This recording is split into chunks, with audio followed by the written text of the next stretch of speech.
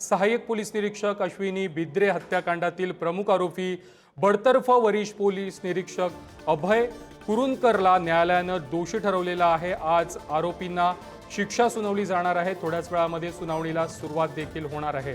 न्यायालयानं आज अश्विनी बिद्रे यांची मुलगी आणि पती यांना हजर राहण्यास सांगितलेलं आहे।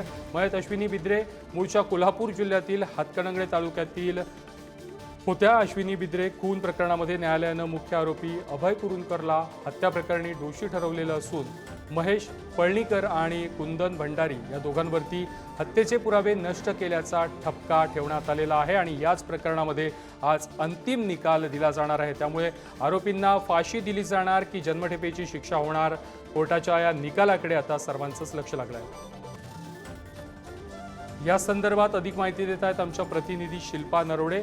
शिल्पा, अगदी काही वेळात अंतिम निकाल येणार आहे। आरोपींना फाशी होणार की जन्मठेपेची शिक्षा देणार याकडे संपूर्ण राज्याचं आता लक्ष लागलं आहे।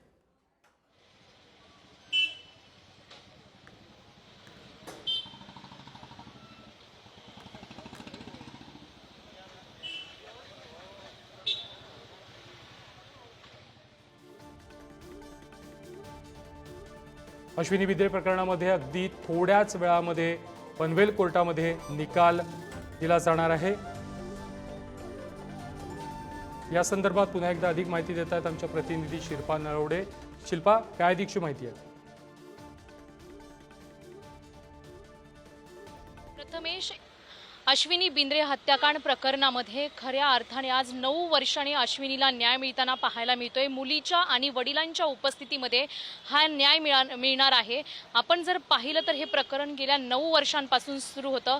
11 एप्रिल ही तारीख होती आणि आज देखील 11 एप्रिल ही तारीख आहे। खऱ्या अर्थाने हा योगायोग म्हणावा लागेल। विशेष म्हणजे जे आरोपी आहेत अभय कुरुंदकर आणि भंडारी जे आरोपी आहेत त्यांचे सहकारी यांना खऱ्या अर्थाने जन्मठेप होते की फाशी होते याकडे संपूर्ण महाराष्ट्राचं लक्ष लागलेलं आहे। आपण जर पाहिलं तर कुरुंदकर हे जे आरोपी आहेत, मुख्य आरोपी, त्यांचे जे सहकारी आहेत त्यामध्ये 2 सहकाऱ्यांना देखील शिक्षा होणार आहे आणि एक जो त्यांचा साथीदार होता राजू पाटील याला मात्र निर्दोष मुक्तता मिळालेली आहे आणि आज खऱ्या अर्थाने शिक्षेची सुनावणी होणार आहे आणि या शिक्षेमध्ये नक्की मुख्य आरोपीला फाशी दिली जाते की जन्मठेपेची शिक्षा सुनावली जाते याकडे संपूर्ण महाराष्ट्राचं लक्ष लागलं असलं तरी आज पनवेल सत्र न्यायालयाने अश्विनी बिद्रे यांची मुलगी आणि त्यांच्या वडिलांना उपस्थित राहण्यासाठी सांगितलं होतं। आत्ताच अगदी थोड्या वेळापूर्वीच अश्विनी बिद्रे यांची मुलगी आणि त्यांचे वडील देखील जयकुमार गोरे आलेले आहेत, त्यांचे पती देखील आहेत, भाऊ देखील उपस्थित झालेले आहेत आणि या सर्व फॅमिलीच्या उपस्थितीमध्ये हा निकाल लागणार आहे।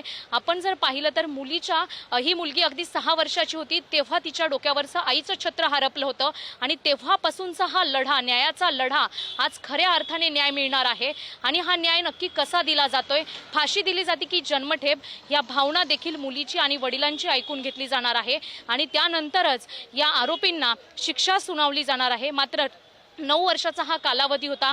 आपण जर पाहिलं तर जे सरकारी वकील आहेत प्रदीप घरत यांनी अगदी थोड्याच वेळापूर्वी प्रसारमाध्यमांशी बातचीत केली। त्यापूर्वी त्यांनी सांगितलं की या 9 वर्षाच्या लढ्यामध्ये ज्यांनी अडथळे आणलेले आहेत त्यांना देखील कारवाई किंवा त्यांच्यावर देखील शिक्षा करण्यात यावी असं देखील न्यायालयाकडे आम्ही मागणी करणार असल्याचं सांगितलेलं आहे। त्यामुळे अभय कुरुंदकर हे जरी मुख्य आरोपी असले आणि त्यांचे जे 2 साथीदार असले त्यांना आज खऱ्या अर्थाने शिक्षा सुनावली जाणार आहे। मात्र या 9 वर्षाच्या काळामध्ये ज्यांनी या प्रकरणामध्ये न्याय मिळवून देण्यासाठी अडथळे निर्माण केले किंवा न्याय होऊ नये यासाठी वेगवेगळ्या प्रकारचे प्रयत्न केले होते, अगदी त्यांना देखील शिक्षा करावी असं प्रदीप घरत मागणी करणार आहेत न्यायालयामध्ये। त्यामुळे आता या तिघांना नेमकी काय शिक्षा होते हे पाहणं महत्त्वाचं ठरेल। विशेष म्हणजे 9 वर्षाचा हा न्यायाचा लढा होता आणि आज मुलीच्या उपस्थितीमध्ये आपल्या आईला न्याय मिळणार आहे। ही मुलगी जेव्हा घरातून बाहेर पडली, पनवेल कोर्टाच्या दिशेने निघाली कोल्हापूरमधून, त्यावेळी तिने आपल्या आईची जी खाकी वर्दी होती तिला नतमस्तक झाली, तिच्या आजी आजोबा होते त्यांचं दर्शन घेतलं, आशीर्वाद घेतले आणि त्यानंतर घराच्या बाहेर पडलेली आहे। 9 वर्षाचा हा त्या मुलीचा जो लढा होता किंवा आपल्या आईला न्याय कधी मिळेल, ज्या मुलीला आपल्या आईचा चेहरा देखील पाहायला मिळाला नाही अगदी शेवटच्या क्षणाचा, मात्र आता हा आईच्या विरुद्ध। नक्कीच धन्यवाद तुम्ही दिलेल्या सविस्तर माहिती संदर्भात।